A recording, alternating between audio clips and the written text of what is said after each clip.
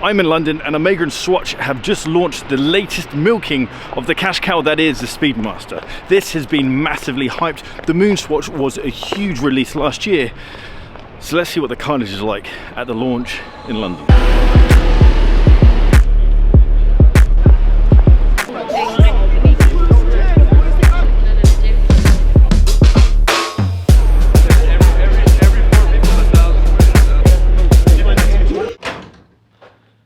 That was disappointing.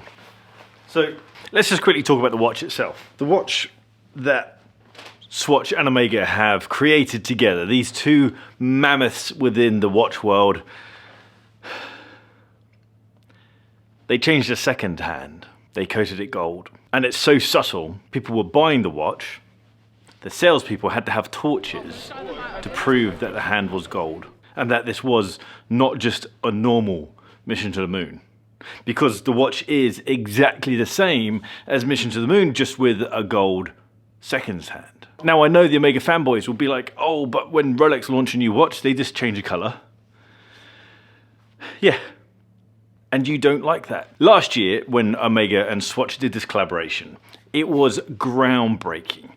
People often say, it's kind of like a marketing thing, we're disrupting the industry. Swatch and Omega disrupted the industry. They destroyed Watches and Wonders because of the hype, because of the excitement around the MoonSwatch. They've tried to do the same, but it's failed.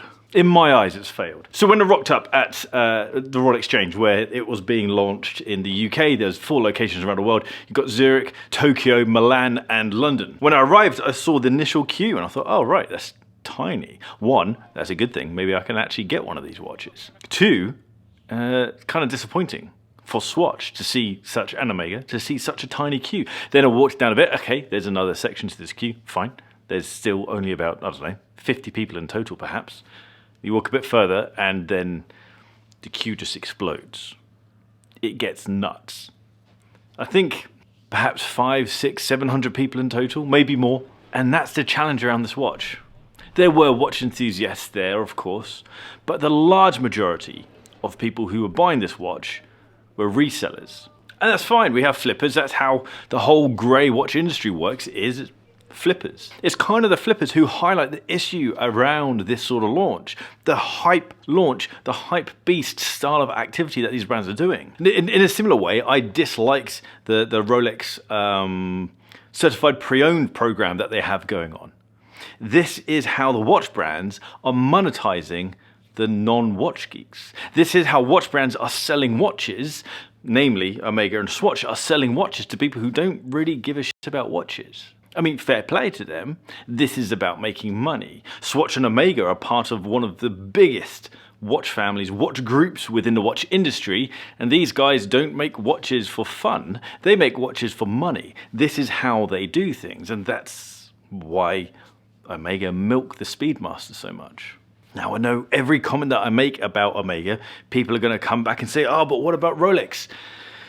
I've got a video coming out very soon, which was recorded before this. It was actually recorded as part of a previous video, which I talk about how we like Omega because they aren't Rolex. We like Omega because they're the normal person's watch brand. You don't have to dick about with queues. You don't have to dick about with wait lists. If Omega aren't careful, they're going to fall into the same trap as AP or as Patek, where these brands are recognized kind of just for 1 or 2 watches. If it wasn't for the Royal Oak, would AP still be here? If it wasn't for the Nautilus, would Patek still be here? I guess that's kind of the argument, is that if Omega didn't have the Speedmaster, would Omega still be here?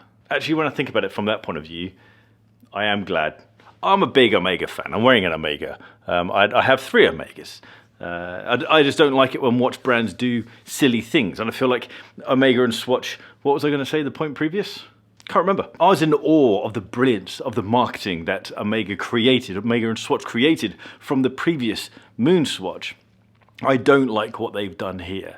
They've literally sat down and said, we need to make a new MoonSwatch quickly. How can we do that? We can color in a second hand and then sell it for a little bit more money. It's ridiculous. And it's kind of proven to be ridiculous by the fact that the salespeople had to have little torches with them to highlight the difference between the original Mission to Moon and the new Mission to Moonshine. It's just laziness. Omega was so lazy with this watch that they couldn't even be bothered to change the strap for the PR shots. The PR shots clearly show that the strap says Mission to Neptune. That kind of says it all.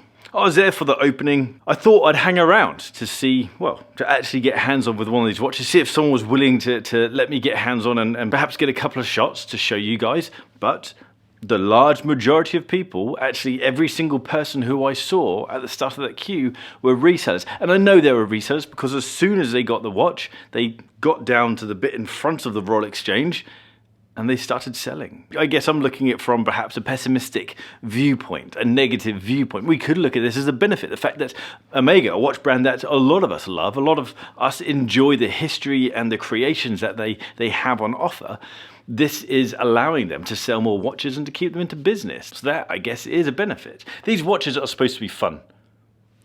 Not necessarily cheap fun, but fun nonetheless. The idea of hanging around in a queue for hours on end isn't fun.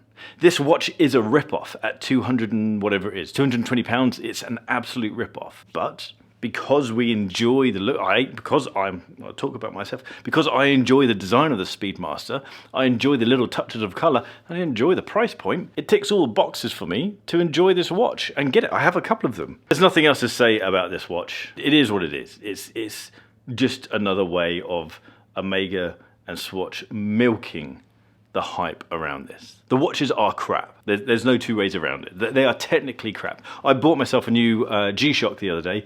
I think it was 110, 109 pounds. Epic watch. Bluetooth does a whole lot. Massively water resistant, bomb proof. That could last me a good few years. It's plastic, so it's not going to last forever. But certainly, well, it has outlasted. I've had to super glue this pusher back on because it fell off. The whole thing's ridiculous. Rant over. What do you guys think of this Mission to Moonshine? It could have been cool. It could have been brilliant. But anyway, let me know your thoughts. Drop a comment down below. Let me know what you think of this watch. If you got hands on with it, maybe it's brilliant. I don't know. I doubt it. But if you bought one and you want a watch strap for it, because the Omega Swatch straps are terrible, jump to thebarkandjack.com, check out the straps we have over there. Do all the YouTube normal stuff if you don't mind. The thumbs up button really does help. It tells the YouTube algorithm that you like this video and other watch people might like the video. If you like the style of this video, hit the subscribe button down and that little bell icon so you get notifications when I drop a new video. If you're on Instagram, give me a follow at barkandjack. And if you like photography, give me a follow at Adrian Barker. And I'll see you guys soon. Take care.